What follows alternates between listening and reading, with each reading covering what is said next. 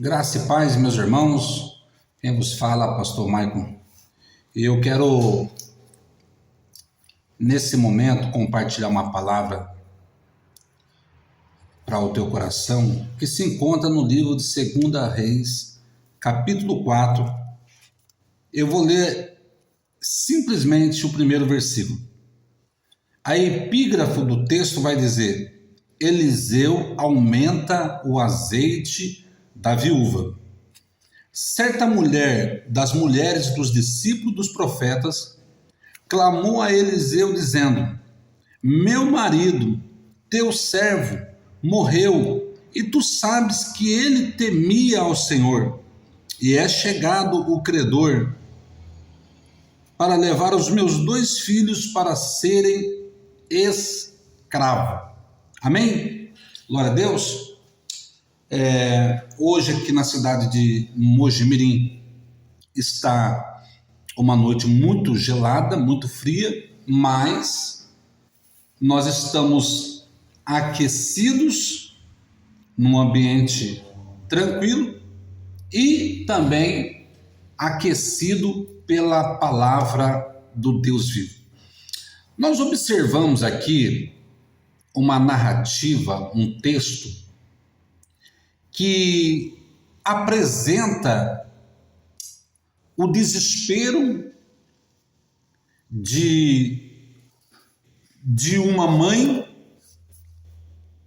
o desespero de uma mulher que agora não tem o seu companheiro, não tem mais ao seu lado o seu cônjuge, o provedor do lar, aquele que trazia segurança para a família.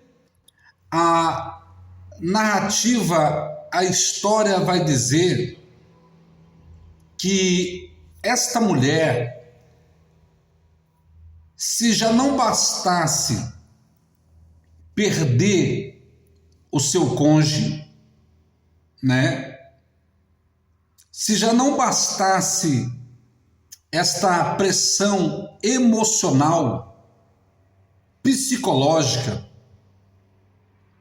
agora vem o credor.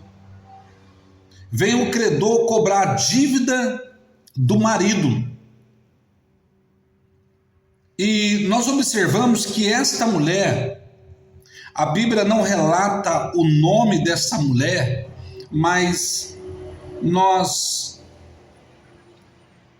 observamos uma atitude diferenciada.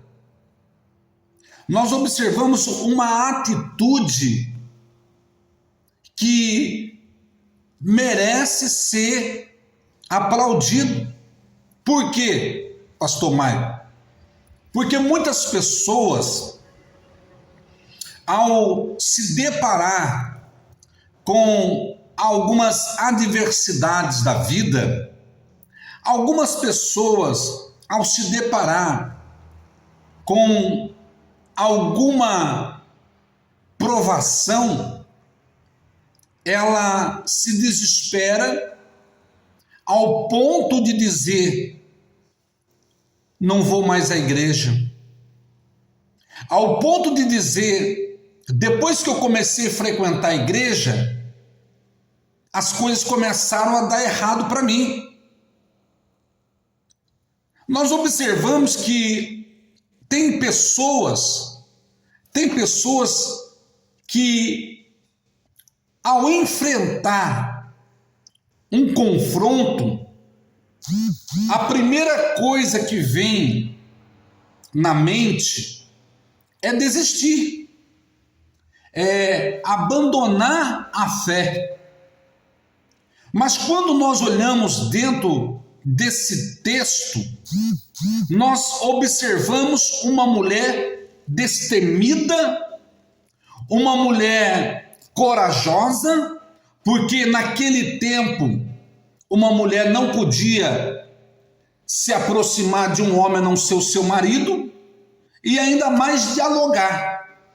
Quando nós olhamos dentro da narração, dentro da história, nós observamos uma mulher que ela estava naquela posição, ela estava naquele pensamento: eu não aceito esta situação.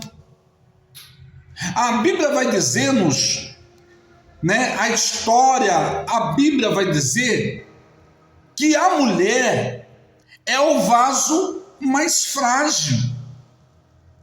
Mas quando nós nos deparamos com uma história como esta, nós vemos que muitas mulheres não se entregam, não entram em um colapso emocional. Nós sabemos que a Bíblia nos diz que a mulher é o vaso mais frágil, mas nós nos deparamos com história de mulheres aqui na Bíblia que fizeram a diferença. Hoje nós observamos, vou falar por mim, o homem tem uma dor, a primeira coisa que ele diz: eu vou morrer.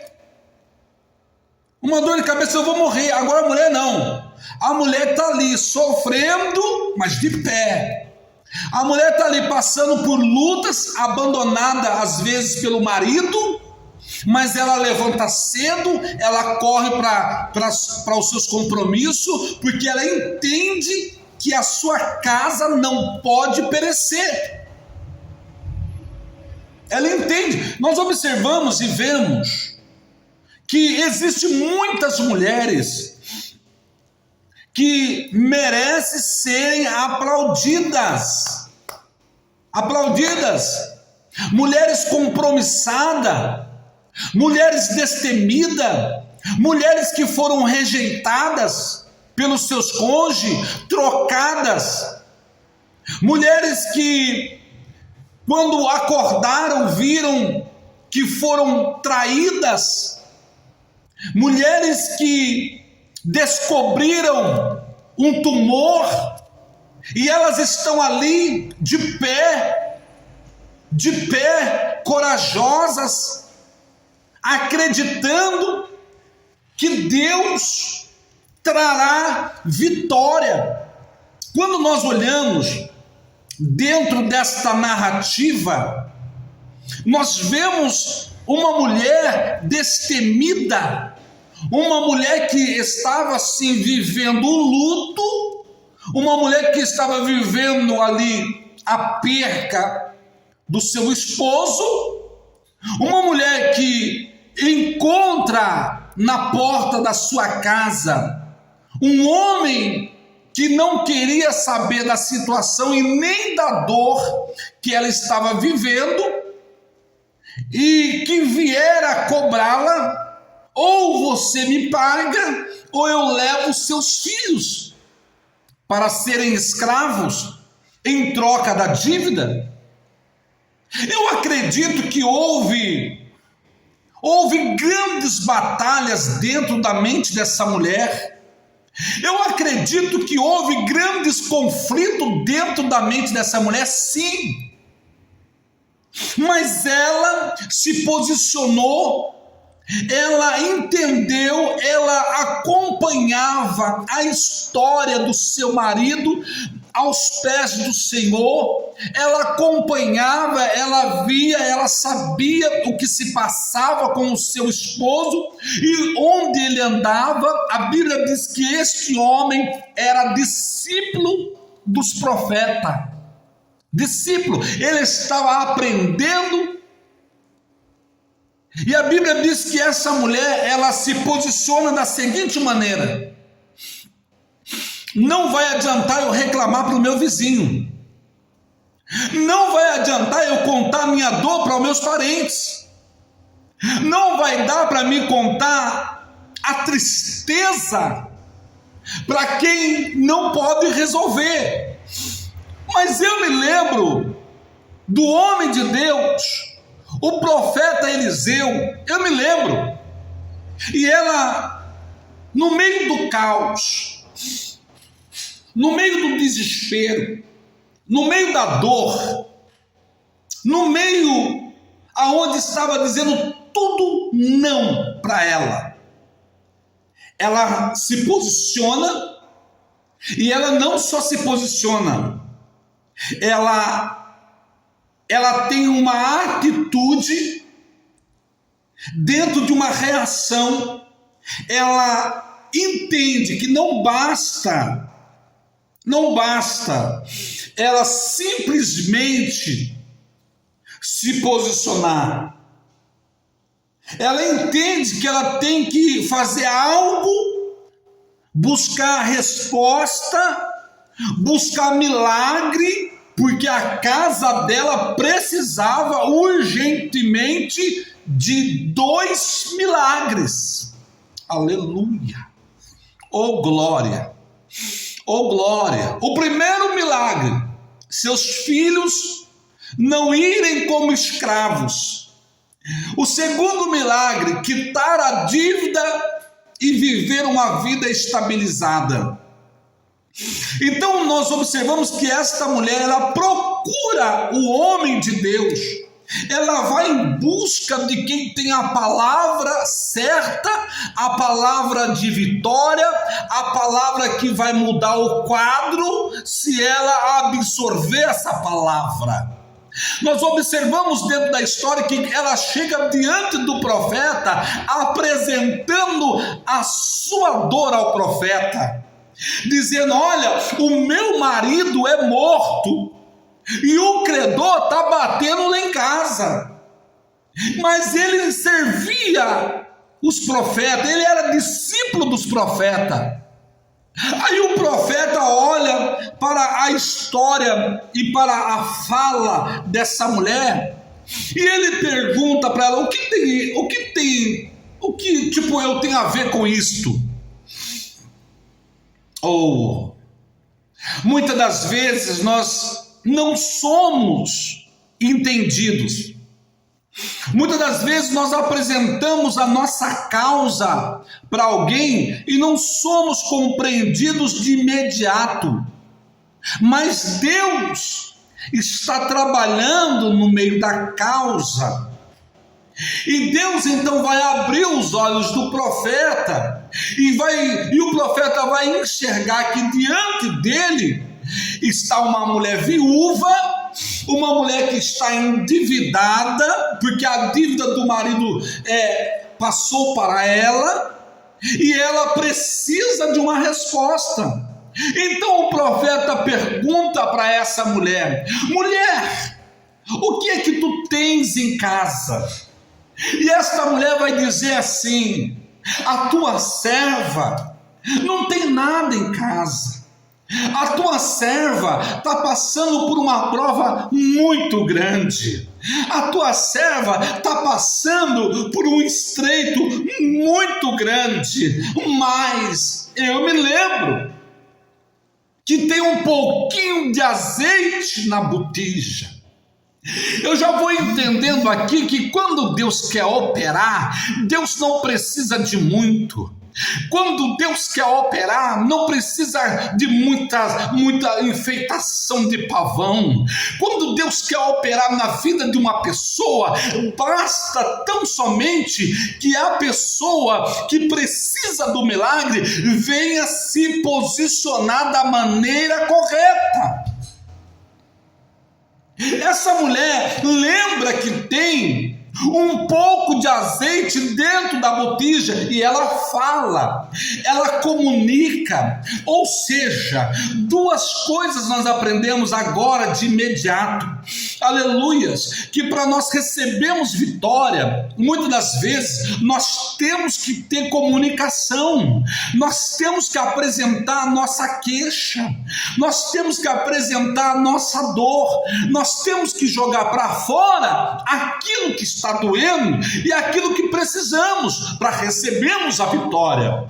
Muitas das vezes as pessoas querem que a outra parte venha adivinhar o sofrimento da pessoa. Só que nós vamos aprender com essa mulher. Ela apresenta na comunicação verbal a sua dor, a sua necessidade, e ela espera uma resposta do profeta. Ela espera uma palavra do profeta. Querido, minha querida, quantas pessoas que estão esperando uma palavra de Deus saindo da sua boca na hora do sofrimento.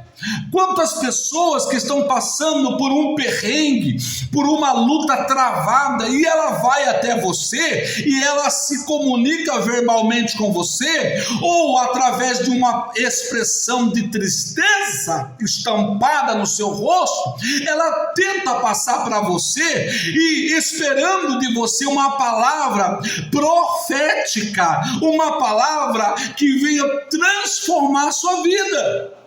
Quando nós olhamos dentro desta história, ou história linda, que dá vontade de pregar e repregar, porque é muito lindo a pregação, a palavra, a história, a ação, a atitude, o desfecho que vai acontecer aqui dentro, que nos empolga a querer pregar mais sobre esta palavra. Nós vemos que o profeta fala para esta mulher: olha, faz o seguinte, vai até os teus vizinhos, pede vasilhas, potes, bacias, algo para receber vazio, sem nada dentro, e entra dentro da tua casa, fecha a porta entre você e teus filhos e deita o azeite nas vasilhas.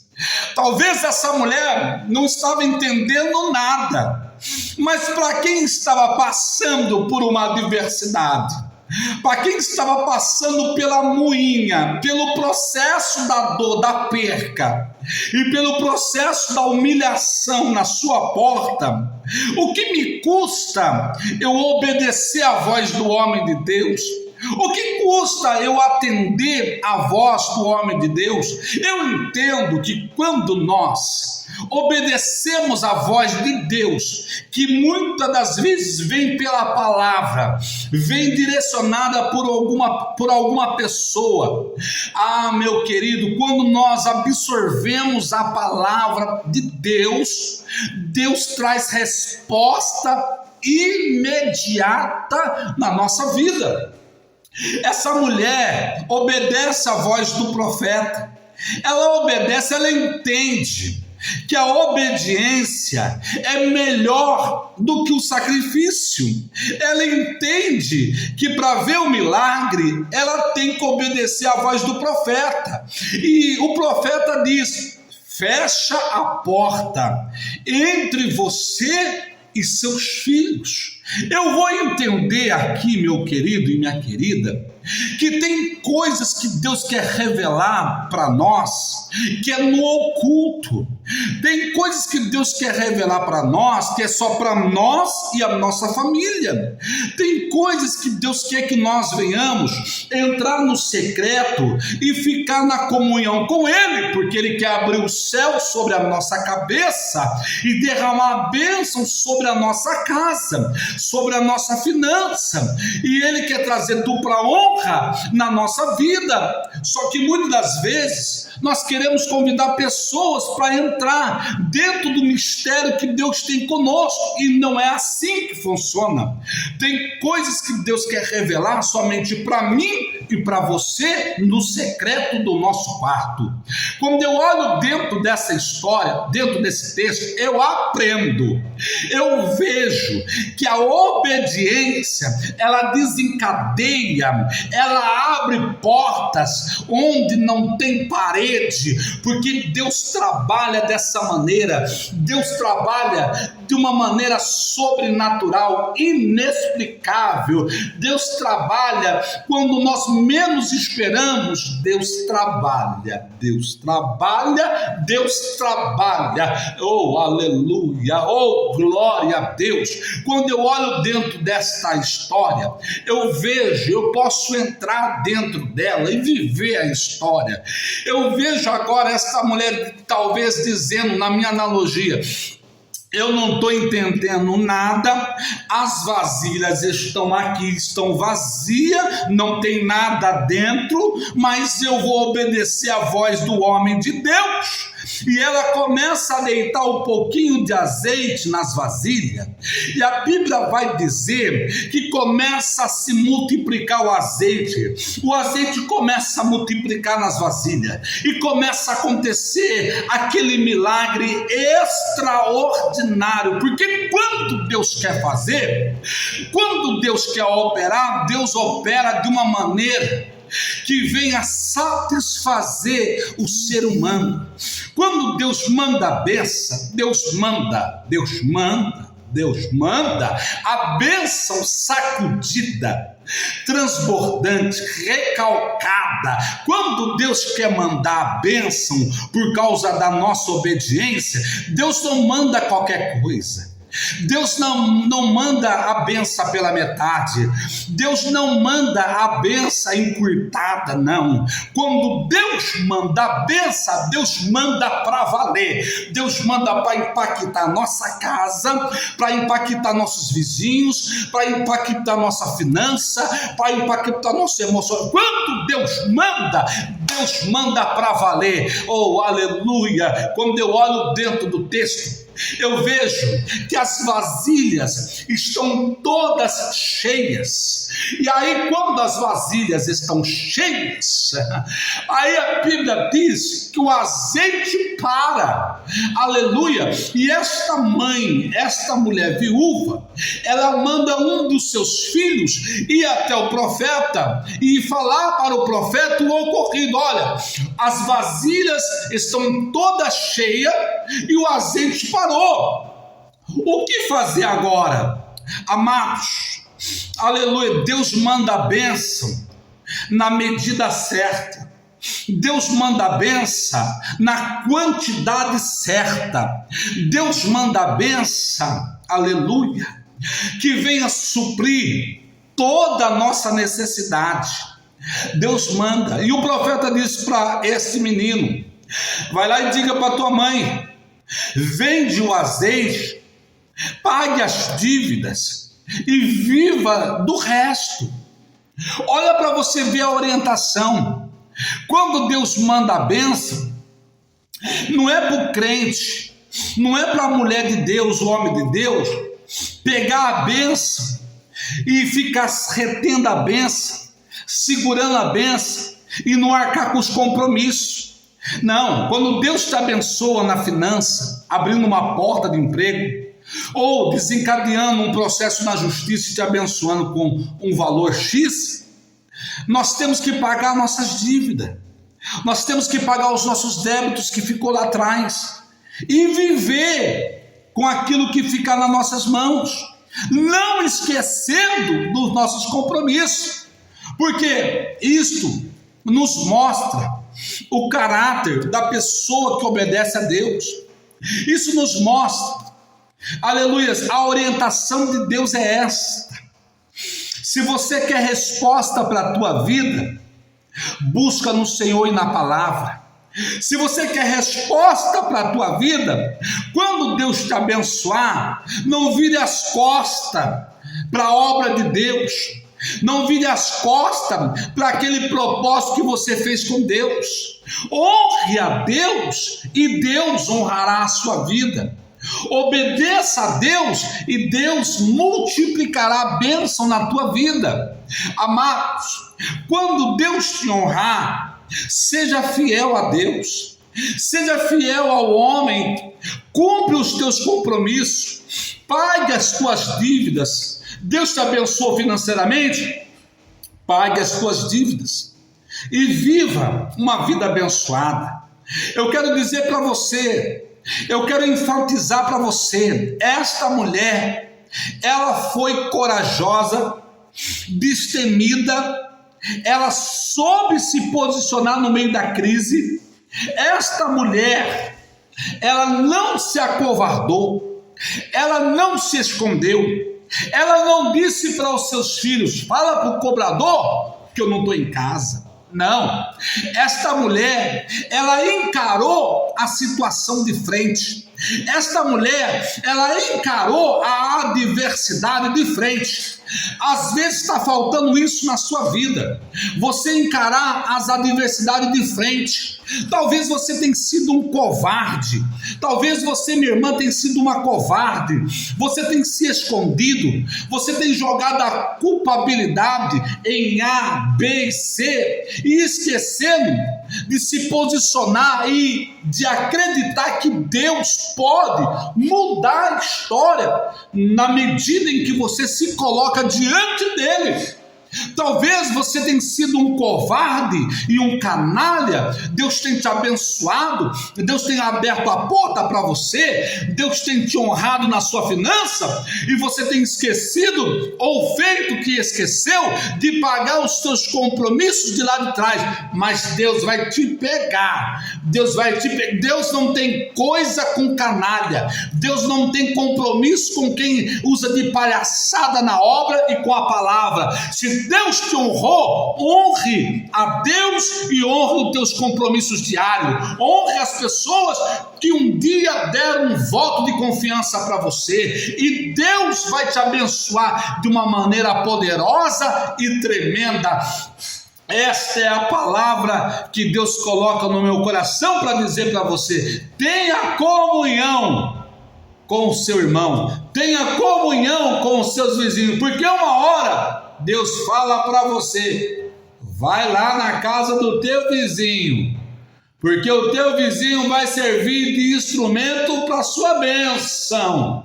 Então tenha comunhão. Salmo 133, ó quão bom e quão suave é que os irmãos vivam em união. Deus te abençoe.